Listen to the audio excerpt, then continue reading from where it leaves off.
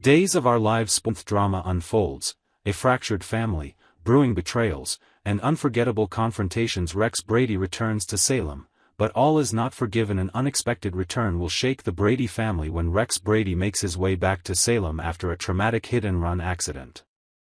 Though his arm is now in a cast, Rex insists he's healing and reassures his mother, Kate Roberts Brady, that everything is under control. But Kate is not so easily convinced, or soothed. Her motherly concern is palpable, but beneath it simmers a deep anger. Kate is convinced that her son's injury wasn't just an unfortunate accident. She suspects that someone may have orchestrated the hit and run, and all signs, in her mind, point to E.J. DiMera. She hasn't forgotten the bitter feud between her family and the DiMeras, and she believes E.J. had a hand in this, possibly as part of some calculated retaliation. Although Rex tries to ease her suspicions and downplay the idea of E.J.'s involvement, he can't deny the fury he sees in Kate's eyes. She's not simply worried, she's enraged, and that anger may lead her to make a dangerous mistake. If she continues down this path, her desire for justice could easily spiral into vengeance. And in Salem, vengeance often comes with a steep price. Sammy Brady and Belle Black, sisterly spite at its worst. Meanwhile, another storm brews at the hospital, where two sisters are once again at odds. Sammy Brady walks in on a moment she would have rather not seen, her sister Belle opening up emotionally to none other than E.J. DiMera, Sammy's ex-husband. Belle, in a rare vulnerable moment, confesses her feelings to E.J., unaware that Sammy is lurking nearby. Rather than let her sister have this quiet emotional moment, Sammy makes a biting, sarcastic remark. She pretends to be amused, calling the scene sweet, but there's nothing sweet about her intentions. The sight of Belle cozying up to E.J. ignites old resentments. Sammy never truly approved of Belle's interest in E.J., and now she sees an opportunity to publicly embarrass her. This isn't just sibling rivalry, it's an all-out emotional brawl disguised in sharp words and veiled insults. Sammy wastes no time needling Belle, trying to provoke her and reminding her that E.J. will always be part of her past, making Belle feel like an interloper in a world she's never fully belonged to. Belle, who is usually calm and composed, may finally snap under the weight of Sammy's taunting. Xander and Philip flex their power, and Gabby's not having it over at Gabby Chic. The office becomes a battleground as Xander Cook and Philip Kiriakis arrive with an air of authority that instantly shifts the energy in the room. The two men, having recently teamed up with Dr. Wei Shin, are walking tall, too tall for Gabby Hernandez's liking. Kristen DiMera has been ousted in a swift and brutal corporate maneuver, and Gabby finds herself facing a new power dynamic she didn't sign up for. Philip and Xander, newly emboldened, act like they're the new kings of the castle, issuing orders and asserting control over operations. Their smug satisfaction is impossible to miss as they gloat about their recent win. But Gabby is not the type to roll over. While the men may think they've secured their victory, they may have underestimated just how dangerous and calculating Gabby can be when cornered. As the tension rises, there's a strong possibility that Gabby will strike back, with force. Chad offers a brotherly warning to Johnny elsewhere in Salem. Chad DiMera takes on the role of both big brother and voice of reason as he approaches Johnny DiMera with a heartfelt message. With E.J. currently in a medically induced coma, Johnny has been distant, unsure of how to handle the situation. But Chad, having lost their father Stefano years ago, understands more than anyone the importance of cherishing time with family, no matter how complicated those relationships might be. Chad warns Johnny that despite E.J.'s flaws and past mistakes, he is still their brother, still his father. Life is short, and grudges can easily become regrets if not resolved in time. Chad encourages Johnny to make peace with E.J. before it's too late, urging him to be present when E.J. wakes up, if he wakes up. This emotional exchange may mark a turning point for Johnny, who has been struggling to define himself outside of the shadows of his powerful and manipulative family. With Chad's words echoing in his mind, Johnny might find the courage to reconnect with E.J., and perhaps change the future of the DiMera legacy. Alex Kyriakis comes clean.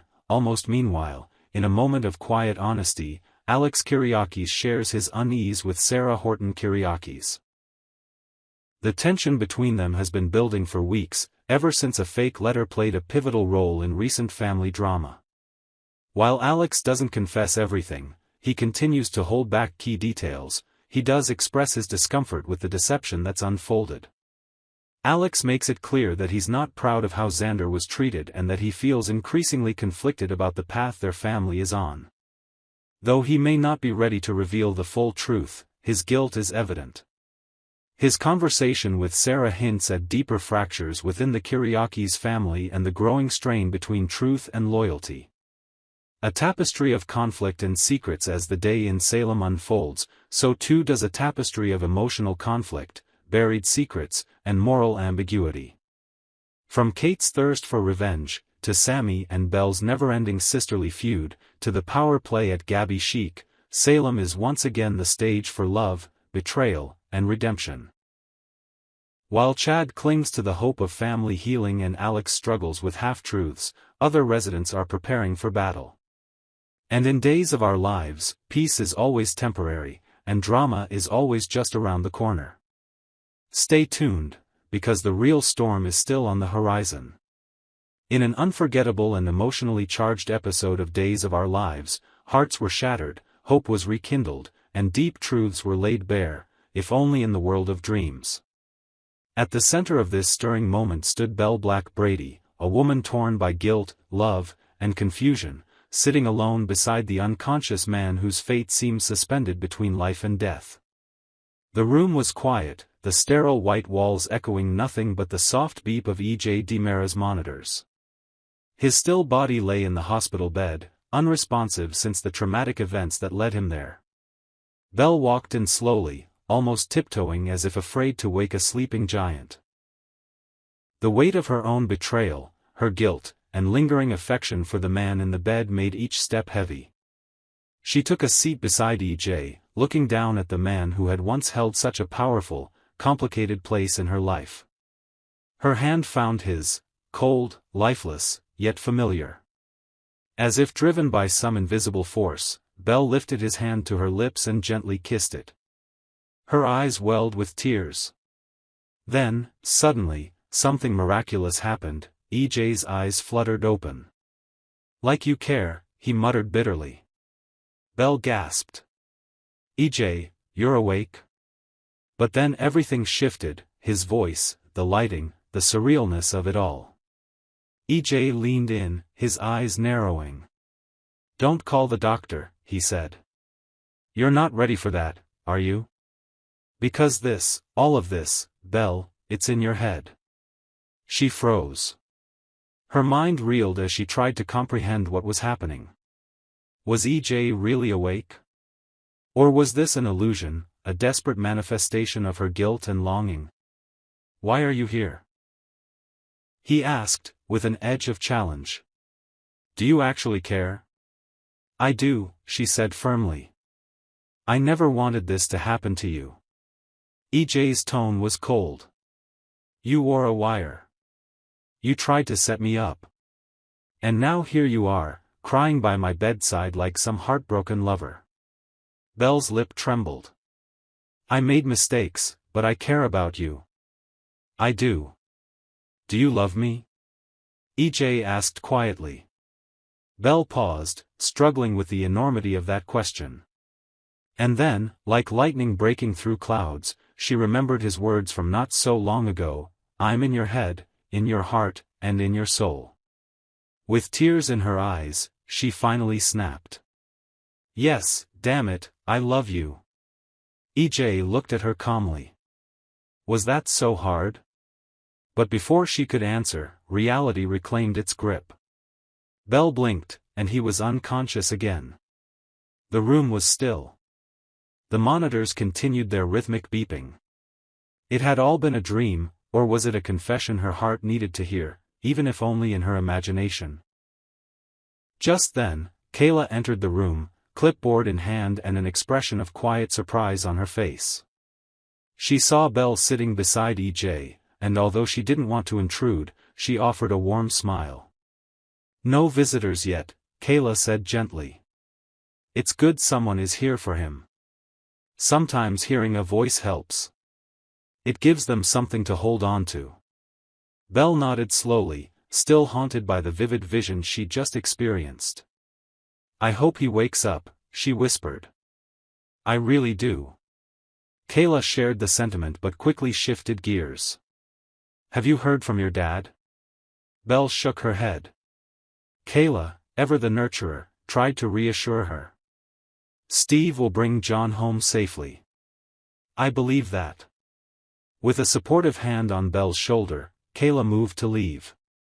Before she stepped out, she received a message from JJ needing to speak with her urgently. Meanwhile, in the corridor, Kayla joined JJ and Sean. A new mystery was unfolding, the missing bullet. It hadn't been logged. It hadn't been filed. It was sitting, unguarded, in the post-op room. The implications were staggering. If it matches Kristen's gun, Sean muttered, we've got our smoking gun. JJ nodded grimly. Let's get it to ballistics, now. Back in EJ's hospital room, Belle remained seated beside him, wrestling with what she had seen and said. The air felt heavier now. The dream had shaken her. Her mother's voice echoed in her mind, and she whispered aloud, God help me, yes, I love you, Mom, and that was the moment the door creaked open.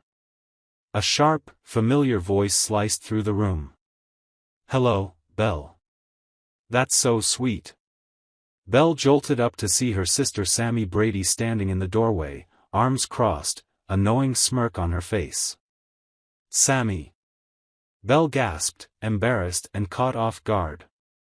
I always knew you had a soft spot for bad boys, Sammy said, stepping further into the room. But EJ? Really? Belle stood, her heart pounding. It's not what you think. Oh, I think it's exactly what I think, Sammy said, with that classic blend of sarcasm and steel. You just confessed your love to a man in a coma, and not just any man, but my ex. Belle's cheeks flushed. I didn't know you were coming, and you didn't think I'd hear you say, I love you out loud? Sammy's tone darkened. Doesn't matter if he's awake or not. You said it. So now the real question is, what are you going to do about it? This emotionally tangled moment marks a turning point for Belle. Her dream was more than fantasy, it was a confession she could no longer run from. Whether or not EJ ever wakes up, her secret is now out in the open. And with Sammy in the picture, things are about to get a whole lot more complicated. Will Belle fight for EJ, despite their past betrayals and Sammy's fury? Will EJ survive, and if he does, will he forgive her? Or will this love that once only lived in her imagination become a real-world disaster waiting to explode? Stay tuned, Days of Our Lives fans. The heart knows what it wants, but in Salem, love always comes at a price.